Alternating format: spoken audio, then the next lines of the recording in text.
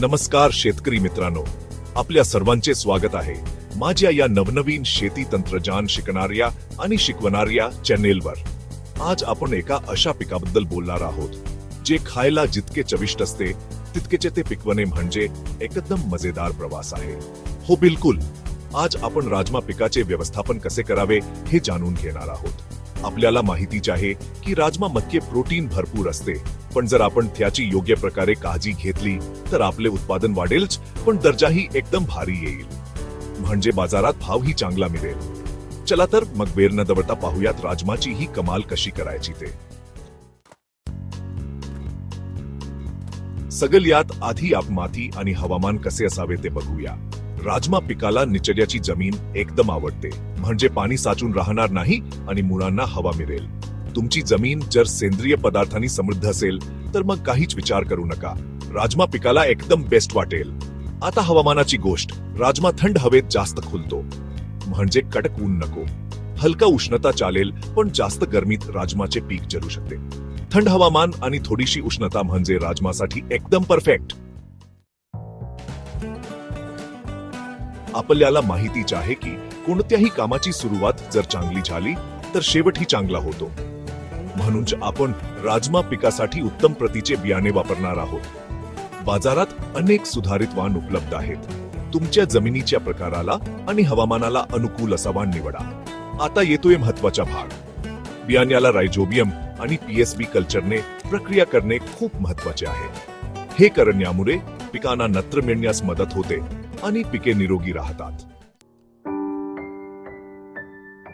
बियाणे निवडल्यानंतर आता पेरणी कशी करायची ते पाहूया।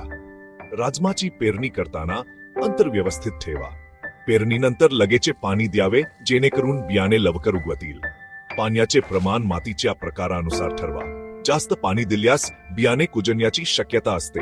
फुलोज्याच्या आणि शेंगा भरण्याच्या वेळेस पाण्याची विशेष काळजी घ्यावी लागते। या टप्प्यावर पाण्याची कमतरता झाल्यास उत्पादनावर परिणाम होऊ शकतो। आता आपण राजमाला पोषण कसे द्यावे ते बघूया। कोणत्याही खेराला जसे ताकद देण्यासाठी खाण्याची गरज असते, तसेच आपल्या राजमाला सुद्धा पोषणासाठी खतांची आवश्यकता असते।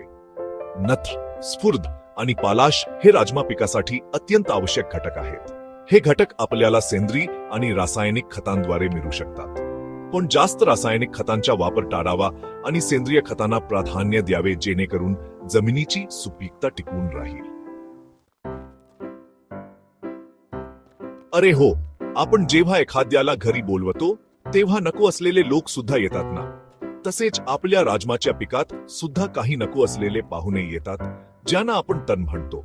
ही तणे आपल्या राजमाचे अन्न आणि जागा हिसकावून घेतात, म्हणून पहिल्या 3 ते 4 आठवड्यात तण नियंत्रण करणे खूप महत्वाचे आहे। यासाठी आपण पेंडीमेथालिन पेरणीनंतर वापरू शकतो। मित्रांनो, आपल्याला जसे आजार होतात तसेच आपल्या पिकांना सुद्धा किडींचा आणि रोगांचा त्रास होतो। राजमा पिकावर अनेक प्रकारच्या किडी आणि रोग येऊ शकतात। यावर नियंत्रण ठेवण्यासाठी आपण काही उपाय करू शकतो, जसे की क्लोरोपायरिफॉस आणि इमिडक्लोप्रिड फवारणी किडींसाठी, तर कार्बेंडाजिम आणि डायथेन एमगॅट फवारणी रोगांसाठी फायदेशीर ठरते। आता येतोय तो क्षण ज्याची आपण वाट पाहत होतो। हो बरोबर ओळखलात, शेंगा काढणीची वेळ। जेव्हा शेंगा पिवळसर होतात तेव्हा त्याची काढणी करावी।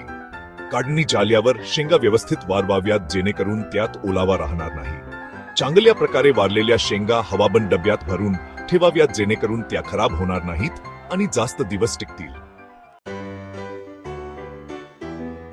तर मित्रांनो, या सोप्या टिप्स वापरून तुम्ही तुमच्या शेतात राजमाचे भरपूर उत्पादन घेऊ शकता। लक्षात ठेवा, चांगली काळजी आणि मेहनत असेल तर कोणतेही पीक यशस्वी होऊ शकते। आजच्या व्हिडिओमध्ये इतकेच। अशाच नवनवीन शेतीविषयक माहितीसाठी माझ्या चॅनलला सबस्क्राईब करा, बेल आयकॉन दाबा आणि व्हिडिओला लाईक करायला विसरू नका। तुमच्या शेतीला शुभेच्छा। पुन्हा भेटूया एका नवीन व्हिडिओ सोबत।